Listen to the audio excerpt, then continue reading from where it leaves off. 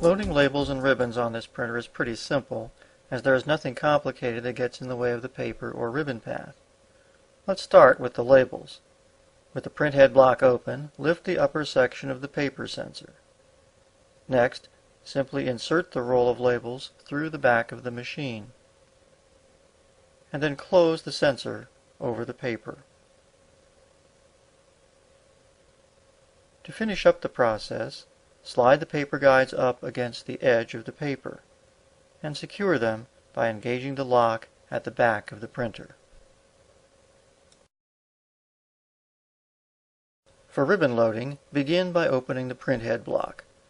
The feed roll is placed into position first, making sure that the notch in the ribbon core is fitted snugly on the matching notch of the ribbon gear.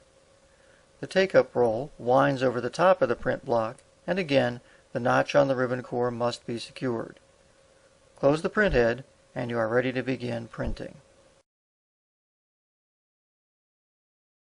When the paper sensor has been set up as we have described, and the media is loaded, you can now close the printhead and the top cover, turn on the machine, and begin printing.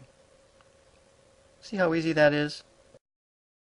The labels you see running now are white ones, but we could also think of these as solid color labels, since I could use solid yellow, or solid blue, or any of a variety of other colors just the same way.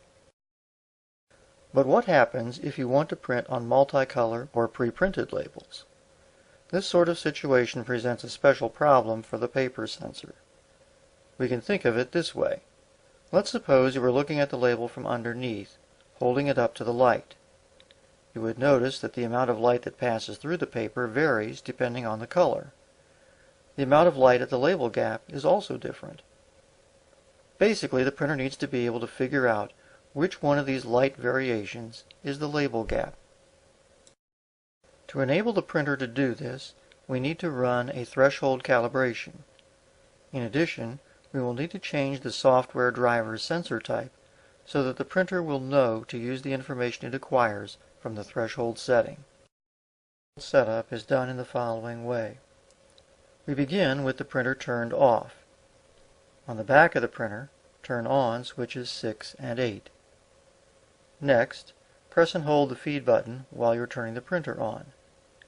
The on line and error lights will turn on, at which point you can release the feed button.